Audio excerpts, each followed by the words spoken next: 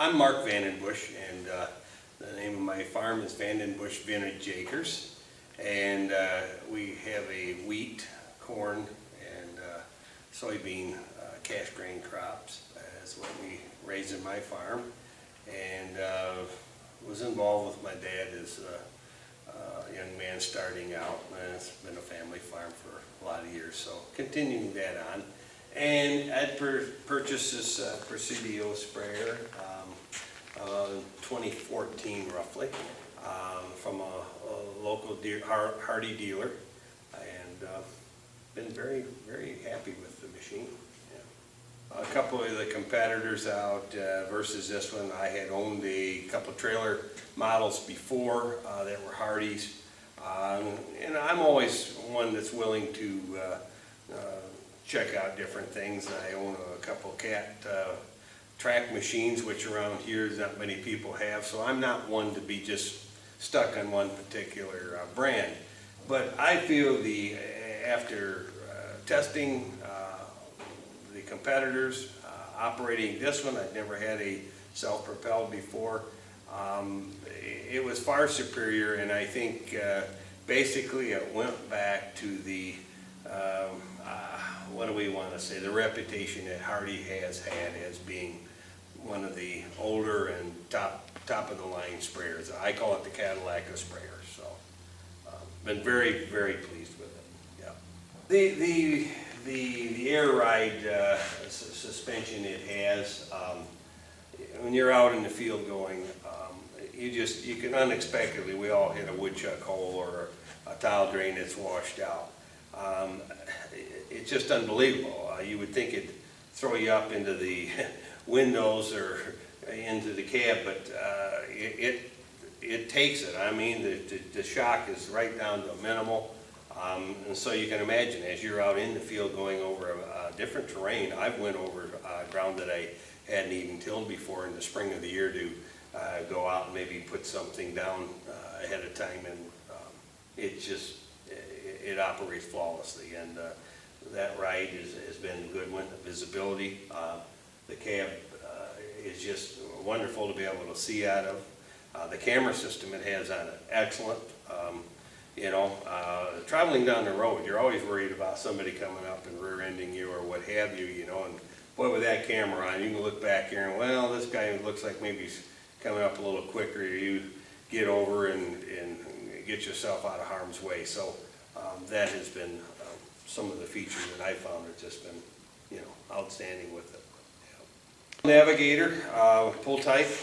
I think that one was 800 gallon, and prior to that I had a 700, I think it was a 750 gallon, and prior to that I had a Vicon sprayer that was 500 gallons. So I've had it, and one or two that we had built on our own way back, and like I see, seemed like they all got better, but this is, I told my dealer, I said, they would tell how fast you could go spraying, and I said, well, I'm not one that's really worried about the speed, it's more the accuracy, but I said, furthermore, after he came back, I said, I hate to get out of it, it's so fun now to be in the thing.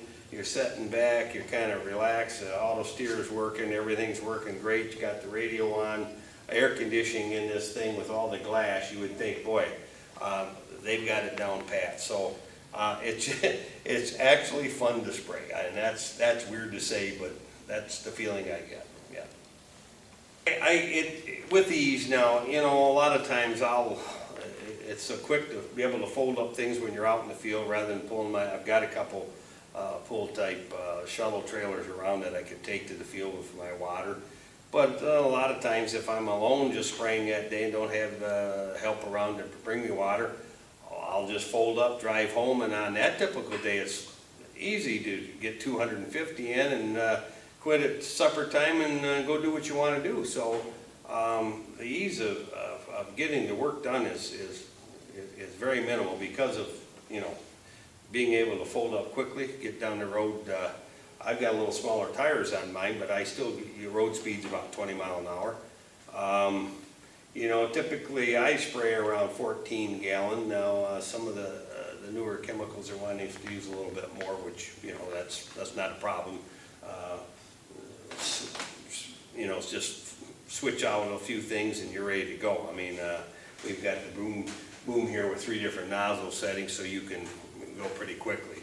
I know with wheat, typically I put on around 32 to 34 gallon of 28% on my wheat when I'm doing my top dress, so that's worked out very well. And that's one of the bigger things I think I've seen a big response from going. Typically I had a spreader truck that I used urea on.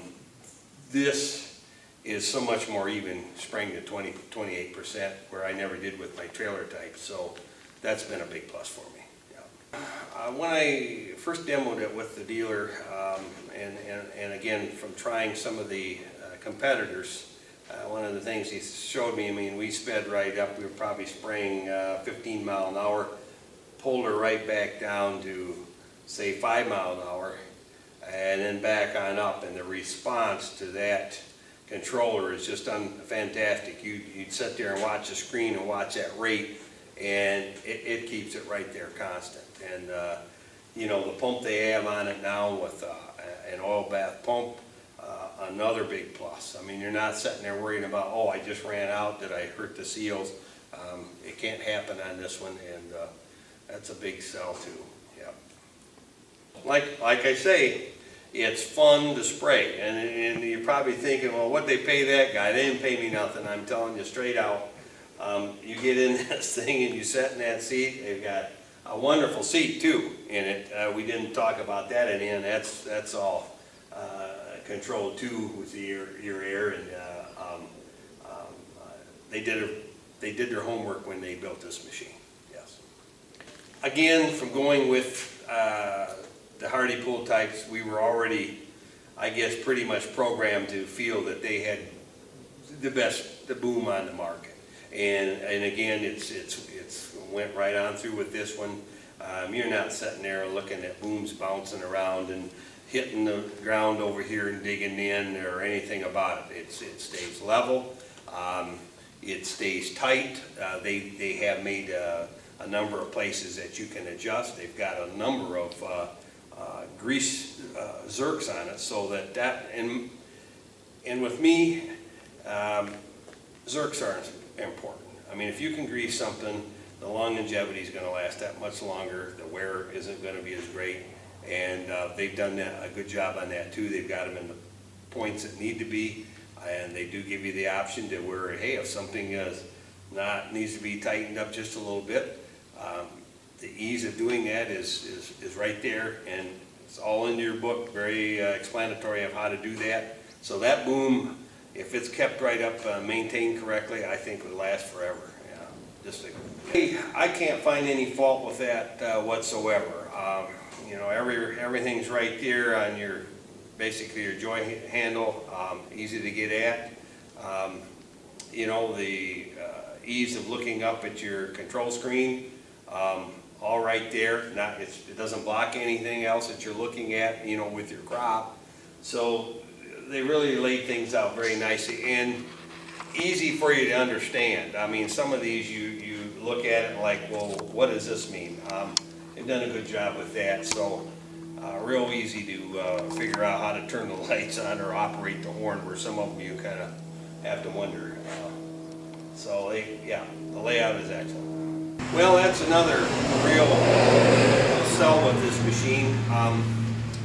I had a neighbor that we were top dressing his wheat, a real wet farm, and he warned me. He said, hey, you get over there near this woods, you might not want to go there. It's pretty wet, and wouldn't want you to get stuck. And you could actually see how the ground kind of shined a little bit over there, so you knew it was what you were going to get into.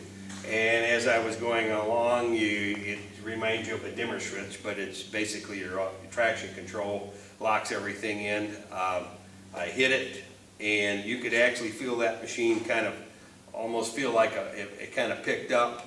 And I probably left some cleat marks in there that just sunk just a little. There was no spinning going on, And he was amazed. I got to the front and I said, wow, that wasn't as bad as we thought. And I'd have never been able to do such a thing with a pull-type trailer. But I know some of the competitors, they don't offer that, and it would have been a problem. I know it would have, and that is one feature that I think guys that in tough conditions, it's there and it works.